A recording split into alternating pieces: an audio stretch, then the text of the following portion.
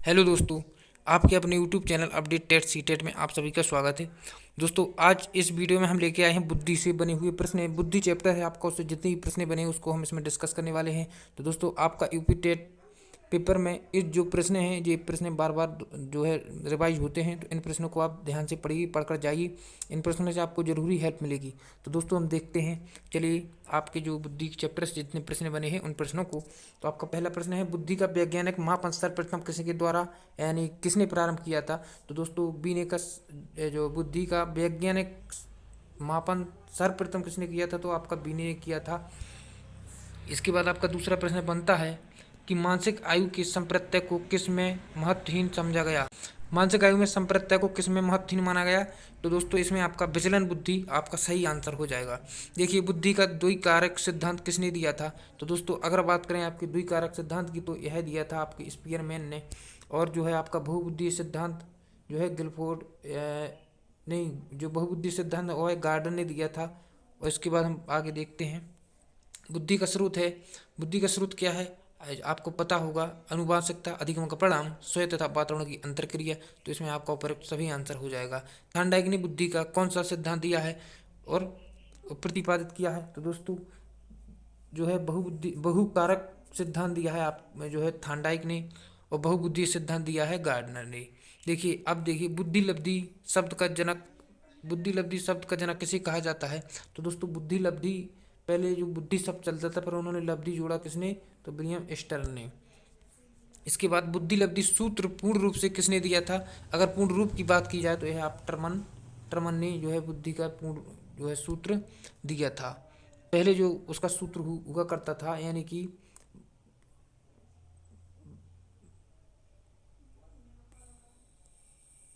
पहले होता था आपका, जैसे मान ली जाए BA और CA, यहाँ पर होगा आपका IQ। ये आपका सूत्र था और इन्होंने यहाँ पर जो है 100 जोड़ा था। तो इसी प्रकार से इसका सही आंसर हो जाएगा। गिलफोर्ड ने बुद्धि का कौन सा आयाम नहीं बताया? तो यह मूल्यांकन है। गिलफोर्ड ने जो मूल्यांकन है उसको नहीं बताया है। एक बालिका की मानसिक आयु 10 वर्ष है और वास्तविक आयु 8 वर्ष है, तो बालिका की बुद्धि लब्धि कितनी होगी? तो दोस्तों, जो उन्होंने बताया था उसी सूत्र से हम इनकी आयु है जो निकालेंगे। इस सूत्र से हम जब इस सूत्र को लगा देंगे और जो उनकी IQ इस प्रकार से जो वास्तविक आयु वहाँ लिख देंगे, जो मेंटल एज है वही भी लिख देंगे और गुणे में 100 कर देंगे। तो उसमें हम जब उसको हल करेंगे तो हमारी जो है हमें निकल के मिल जाएगी 25, यानी 125, जो आपका डी ऑप्शन होगा। एक बालक की मानसिक आयु 6 वर्ष से बढ़कर 8 वर्ष हो जाती है और उसकी वास्तविक आयु 10 वर्ष, तो बालक को आप किस श्रेणी में रखोगे? तो दोस्तों, 6 वर्ष से बढ़कर 8 वर्ष हो जाती है, उसकी वास्तविक आयु 10 वर्ष है, तो यानी दोस्तों वह मंद बुद्धि में रखा जाएगा। बुद्धि का विकास पूर्ण हो जाता है 14 से 16 वर्ष की बीच में, बुद्धि का पूर्ण विकास हो जाता है।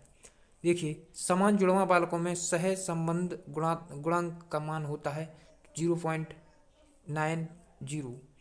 बुद्धि परीक्षण की आवश्यकता विषय के चयन में कक्षाओं के निर्माण की दृष्टि से क्या है? इसमें होगा आपका सभी, यानी सभी दृष्टि से। बुद्धि परीक्षण की आवश्यकता विषय के चयन में भी हो सकती है, कक्षाओं के निर्माण की दृष्टि से, पाठ्यक्रम की चयन की दृष्टि से।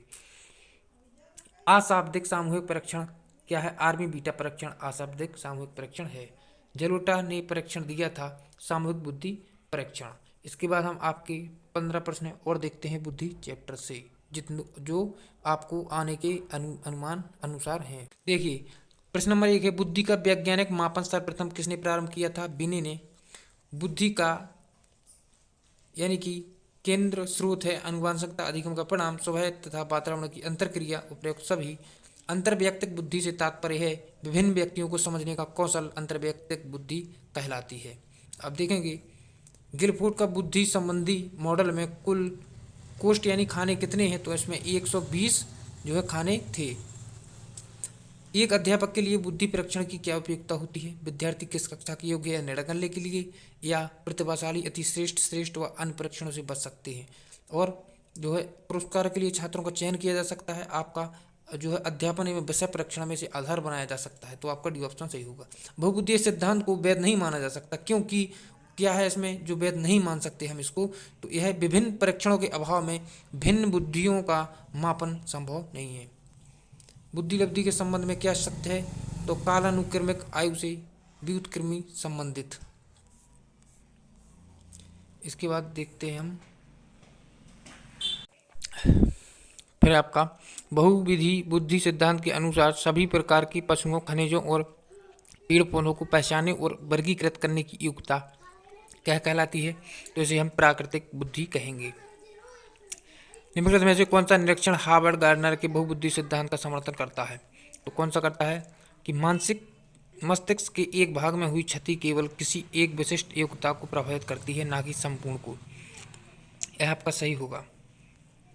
निम्न में से कौन सा कथन बुद्धि के बारे में सत्य नहीं है, अगर नहीं की बात की जाए तो यह स्थायी एवं परिवर्तनशीलता की विशेषता है, तो यह आपका गलत होगा। बाकी यह एक व्यक्ति की मानसिक क्षमता है, सही होगा। बाकी यह तीनों सही होंगे। अधिकांश व्यक्तियों की बुद्धि औसत होती है, बहुत कम लोग प्रतिभा संपन्न होते हैं और बहुत कम व्यक्ति मंद बुद्धि के होते हैं। यह कथन की प्रतिपादित सिद्धांतों पर आधारित है, तो यह बुद्धि के वितरण पर आधारित है। संवेगात्मक बुद्धि का सूत्र क्या है, सूत्र दिया था डैनियल गोलमैन ने। इसकी व्याख्या है IQ बराबर संवेगात्मक आयु और वास्तविक आयु गुणे 100। एक बालक को बगीचे में ले जाकर हरियाली से परिचित कराया जाता है तथा उस बालक को विद्यालय में हरियाली पर निबंध लिखने को कहा जाता है। यहाँ बुद्धि का कौन सा प्रकार है, तो यह अमूर्त बुद्धि होगा, क्योंकि उसको सोच सोच कर लिखना होगा। किसने कहा कि बुद्धि सीखने की योग्यता है, तो इसमें बंकिमगन सही होगा। बुद्धि अमूर्त विचारों के बारे में सोचने की योग्यता है, यह कथन किसका है, टर्मन का।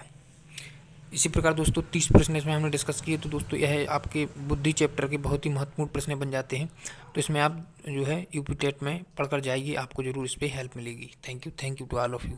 अगर आपने हमारे चैनल को सब्सक्राइब नहीं किया है तो ज़रूर कर लें। Thank you.